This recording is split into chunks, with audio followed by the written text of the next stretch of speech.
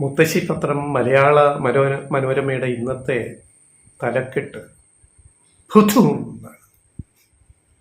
കേട്ടിട്ട് നമ്മുടെ പ്രേക്ഷകർക്ക് എന്ത് തോന്നുന്നു? ആ മനോരമയുടെ സ്ക്രീൻഷോട്ട് നമ്മൾ കാണിക്കുന്നുണ്ട്. വേറൊന്നുമില്ല. 3-4 ജില്ലകളിൽ ദേശീയവാദം തകർന്നു. കേട്ടാത്തൊന്നും വൈകാതെ അടുത്ത മഴയോടെ വരുമ്പം ഇപ്പം ദേശീയവാദം 66 മുഴുവൻ തകർന്ന് തരിപ്പണമാകുമെന്ന രൂപത്തിലാണ്. എന്തൊരു സന്തോഷമാണ് മലയാള മനോരമയ്ക്ക് ഈ വാർത്തകൾ ഇന്ന് ആഘോഷിക്കുമ്പോൾ. ദുരന്തങ്ങളെ ആഘോഷിക്കുന്ന ഈ മാധ്യമ പ്രവർത്തനത്തിന് ഇപ്പോഴും മലയാളികൾ ഇങ്ങനെ പിന്തുണ കൊടുക്കുന്നത് എന്തിനാണ്?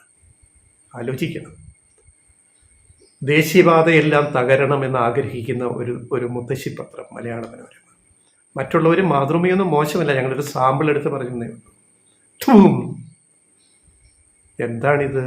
അതിൻ്റെ അർത്ഥം എന്താണ് ആ പ്രയോഗത്തിൻ്റെ? ഇനി ഇവിടെ എല്ലാം ഒന്നും നടക്കില്ല. അപ്പം അകത്തെ പേജിൽ, പിന്നെ എഡിറ്റോറിയൽ പേജിൽ എഡിറ്റോറിയൽ ഇതേക്കുറിച്ച്, പിന്നെ പ്രാദേശിക 1-2 പേജുകളിൽ നിറയെ സെൻസേഷണൽ വാർത്തകളാണ്. ജനങ്ങളെ ഭീതിയിലാഴ്ത്തുകയാണ്. അതായത് ദേശീയപാതയ്ക്കരികിൽ താമസിക്കുന്നവരൊക്കെ സൂക്ഷിച്ചുകൊള്ളുക, ദേശീയപാതയിൽ കൂടെ യാത്ര ചെയ്യുന്നവർ സൂക്ഷിച്ചുകൊള്ളുക, മഴ പെയ്യുമ്പോൾ ദുരന്തം വരാൻ പോകണം, പാനിക്ക് ക്രിയേറ്റ് ചെയ്യുകയാണ്. ഒരു പത്രം, ഏറ്റവും പ്രചാരമുള്ള ഒരു പത്രം. സത്യം എന്താണ്? ശരിയാണ്, 3-4 റീച്ചുകളിൽ വിള്ളലുണ്ടായിട്ടുണ്ട്, തകർന്ന ഇടങ്ങളുണ്ട്. എന്തുകൊണ്ട് സംഭവിച്ചു? ശാസ്ത്രീയമായിട്ട് പഠിക്കണം. മാധ്യമപ്രവർത്തനം അതിനുവേണ്ടി ഉപയോഗിക്കണം. എന്തുകൊണ്ട് ഇത് സംഭവിച്ചു? ഇത് മൊത്തത്തിൽ പിണറായി സർക്കാരിൻ്റെ, LDF സർക്കാരിൻ്റെ എന്തോ കുഴപ്പം കൊണ്ട് സംഭവിച്ചു എന്നാണ്. കേന്ദ്ര സർക്കാരിനെതിരെ കമാന്നൊരക്ഷരം ഉണ്ടെന്നില്ല. പക്ഷെ ഒരു കാര്യമുണ്ട്, ലീഗിൻ്റെ നേതാവ് E.T. മുഹമ്മദ് ബഷീർ MP കഴിഞ്ഞ ദിവസം കേന്ദ്ര ഗതാഗത മന്ത്രി നിതിൻ ഗഡ്കരിയെ കണ്ടിരുന്നു. അദ്ദേഹം നിവേദനം കൊടുത്തിട്ട് ഇറങ്ങി വന്ന് പറഞ്ഞത് നമ്മൾ ശ്രദ്ധിച്ചായിരുന്നു. ഈ വിവാദത്തിൽ UDF നിന്ന് ഏറ്റവും സത്യസന്ധമായിട്ട് ഉത്തരവാദിത്ത ബോധത്തോടെ ഇടപെട്ട ഒരു രാഷ്ട്രീയ നേതാവ് E.T. മുഹമ്മദ് ബഷീർ മാത്രമാണ്. P.K. കുഞ്ഞാലിക്കുട്ടിക്ക് പോലും അത് സാധിച്ചില്ല. കുഞ്ഞാലിക്കുട്ടി നിയമസഭയിൽ ഗഡ്കരി റോഡെന്ന് പറഞ്ഞു, എന്നിട്ട് അവിടെ പോയി കണ്ടിട്ട് ഗഡ്കരി റോഡെന്ന് പറഞ്ഞില്ല. ദുരന്തം മലപ്പുറത്ത് ഉണ്ടായിടത്ത് സ്വന്തം ജില്ലയിൽ. E.T. മുഹമ്മദ് ബഷീർ ഗഡ്കരി കണ്ട് വിഷയം അവതരിപ്പിച്ചു. ഇതിനെപ്പറ്റി അന്വേഷിക്കണം, ദേശീയപാതയുടെ പലയിടത്തും പ്രശ്നങ്ങളുണ്ട് കേരളത്തിൽ. 66-ൻ്റെ അഴിമതിയുണ്ടോ, അതോ നിർമ്മാണത്തിൽ അപാകതയാണോ, എന്താണ്, അതോ പ്രകൃതിയുടെ പ്രശ്നങ്ങളാണോ, ഇത് അന്വേഷിച്ച് നടപടി ഉണ്ടാവണമെന്ന് നിതിൻ ഗഡ്കരിയോട് E.T. മുഹമ്മദ് ബഷീർ ആവശ്യപ്പെട്ടു. നടപടി എടുക്കാമെന്ന് അദ്ദേഹം ഉറപ്പ് നൽകി.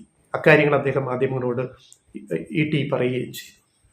ഈ ഉത്തരവാദിത്വ ബോധം കേരളത്തിലെ ഏതെങ്കിലും UDF നേതാക്കൾ കാണിച്ചിട്ടുണ്ടോ?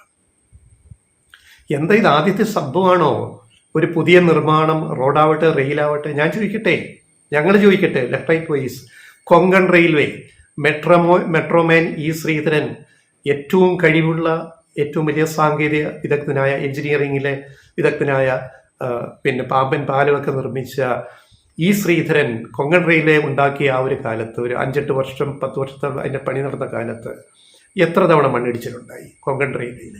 അവിടുത്തെ മണ്ണിൻ്റെ ഘടന കൊണ്ടും നിർമ്മാണത്തിലെ ആ ഒരു വളരെ വലിയൊരു പ്രോജക്റ്റ്. ഇനി അത് കഴിഞ്ഞ് കൊങ്കൺ റെയിൽവേ ഉദ്ഘാടനം ചെയ്തിട്ട് എത്രയോ വർഷങ്ങളാവുന്നു. എല്ലാ സീസണിലും മഴക്കാലത്ത്, മൺസൂൺ കാലത്ത് അവിടെ മണ്ണിടിഞ്ഞ് വീഴുന്നില്ലേ? ആ മണ്ണ് മാറ്റിയിട്ട് വീണ്ടും ട്രെയിൻ ഓടുന്നു എന്ന് പറഞ്ഞ് കൊങ്കൺ റെയിൽവേ വേണ്ടായിരുന്നു എന്ന് പറയുന്നത് ശരിയാണോ? ഇതാണ് പോയിന്റ്. ഇപ്പം കേരളയിൽ വേണ്ട എന്ന് പറയുന്നത് കൊണ്ട് ചോദിക്കുകയാണ്. ഇനി പോട്ടെ, ഈ മെട്രോമാൻ ഡൽഹി മെട്രോ പണിതു. ഡൽഹി മെട്രോ പണിയുന്ന കാലത്ത് ഡൽഹി മെട്രോയിൽ എവിടെയൊക്കെ മണ്ണിടിച്ചിലുണ്ടായെന്നും എവിടെയൊക്കെ അപകടങ്ങളുണ്ടായെന്നും ഒക്കെ ഒന്ന് അന്നത്തെ ഫയൽ എടുത്തിട്ട് നമ്മുടെ മാപ്പറകളൊക്കെ ഒന്ന് വായിച്ചു നോക്കണം, മലയാള മനോരമ ഉൾപ്പെടെ. ഡൽഹി ബ്യൂറോയിൽ ഇരിക്കുന്നവരോട് പറഞ്ഞാൽ മതി, ഈ ഡൽഹി മെട്രോ നിർമ്മിക്കുന്ന കാലത്ത് എവിടെയൊക്കെ ചില പ്രശ്നങ്ങളുണ്ടായി, മണ്ണിടിച്ചിലും നിർമ്മാണത്തിലെ പ്രശ്നങ്ങളും ഒക്കെ. അപ്പം ഇതൊന്നും ആദ്യ കാര്യമല്ല, ലോകത്ത് പലയിടത്തും തന്നെ സംഭവിച്ചിട്ടുണ്ട്. പുതിയ നിർമ്മാണത്തിൽ ചിലപ്പോൾ എവിടെയെങ്കിലും ഒരു കാര്യം കൂടി പറയാം. ഗഡ്കരിയുടെ നാടായ മഹാരാഷ്ട്രയിലെ പൂന-മുംബൈ ഹൈവേ, ഇന്ത്യയിലെ ഏറ്റവും വലിയ ഹൈവേ ആണ് പൂന-മുംബൈ ഹൈവേ കൊറിഡോർ.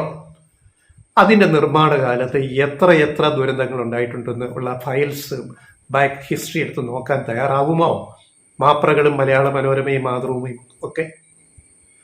ഇത് ലോകത്താദ്യമായിട്ടാണ് ഒരു ദേശീയപാത നിർമ്മിച്ചിട്ട് ഇടിഞ്ഞു വീണത് എന്ന രൂപത്തിൽ ഇതിനെ ഇത്ര പർവ്വതീകരിച്ച് പറയുന്ന ഈ മാധ്യമ പ്രവർത്തനത്തെ ഞങ്ങൾ എന്താണ് വിളിക്കേണ്ടത്? എന്നിട്ട് അതെല്ലാം പറയാതെ പറഞ്ഞ് പിണറായി സർക്കാരിന്റെ തലയിൽ കെട്ടിവെക്കുക. നരേന്ദ്രമോദി സർക്കാരിനെതിരെയോ കേന്ദ്ര ഉപരിതല ഗതാഗത മന്ത്രാലയത്തിനെതിരെയോ അവരുടെ കീഴിൽ ഈ പണികൾ ചെയ്ത് തീർക്കുന്ന നാഷണൽ ഹൈവേ അതോറിറ്റി ഓഫ് ഇന്ത്യക്കെതിരെയോ ഈ കരാറുകാർക്കെതിരെയോ ഓരോ റീച്ചിലും പണിയെടുത്ത കരാറുകാർക്ക് എതിരെയോ എന്തെങ്കിലും സംസാരിക്കുന്നുണ്ട്. അവസാനം കേട്ടത് എന്താണ്? ഈ ഇടിഞ്ഞു വീണ മലപ്പുറത്ത് ഇടിഞ്ഞു വീണ റീച്ച് പണി ചെയ്തത് BJPയുടെ ഇലക്ഷൻ ബോണ്ടിലേക്ക് കോടികൾ കൊടുത്ത ഹൈദരാബാദിലെ കമ്പനിയാണ്, ആന്ധ്രയിലെ കമ്പനിയാണ് എന്നുള്ള കാര്യങ്ങൾ ഇപ്പോൾ പുറത്തു വരുന്നു. കോടികൾ ഇലക്ട്രിക് ബോണ്ടിലേക്ക് കൊടുത്ത കമ്പനികൾ വരെ കേരളത്തിലെ ദേശീയപാത നിർമ്മിക്കുന്നു. ഒരാളെങ്കിൽ ചെയ്തെടുത്ത് ഒരു റീച്ച് അവർ ചെയ്യുന്നു. അവിടെ ഇതുവരെയും മണ്ണിടിഞ്ഞതായിട്ടൊന്നും വാർത്ത വന്നിട്ടില്ല. വരാതിരിക്കട്ടെ, ഇനി വന്നാൽ അതും അന്വേഷിക്കണം. അത് തന്നെയാണ് നമ്മുടെ നിലപാട്. ഇതിനെയൊക്കെ ഇത്ര പർവ്വതീകരിച്ചിട്ടൊരു വിഷയമാക്കി അവതരിപ്പിക്കുന്ന രീതിയോടാണ് നമുക്ക് വിയോജിപ്പ്. അതുകൊണ്ടാണ് ഇത്രയും പറയുന്നത്. ഇനിയെങ്കിലും ഇത് നിർത്തും, വിഷയങ്ങളെ അഡ്രസ്സ് ചെയ്യും. എന്തുകൊണ്ട് സംഭവിച്ചു? പ്രകൃതിയാണോ പ്രശ്നം? സാങ്കേതിക പിഴവാണോ പ്രശ്നം? ഡിസൈനിങ്ങിലെ പ്രശ്നമാണോ? അഴിമതിയാണോ? ഉദ്യോഗസ്ഥരും കരാറുകാരും തമ്മിലുള്ള അഴിമതിയാണോ? ഗുണനിലവാരം പാലിച്ചോ? ഇതൊക്കെയല്ലേ ചർച്ച ചെയ്യേണ്ട വിഷയങ്ങൾ. ഇങ്ങനൊരു കാര്യം ഉണ്ടാകുമ്പോൾ അതിന് പകരം ഇതെന്താണ് ഈ നാട്ടിൽ നടക്കുന്നത്? ഇത് ലോകത്ത് ആദ്യമായിട്ട് സംഭവിച്ചു വിചാരിക്കുന്നത്. കഷ്ടം.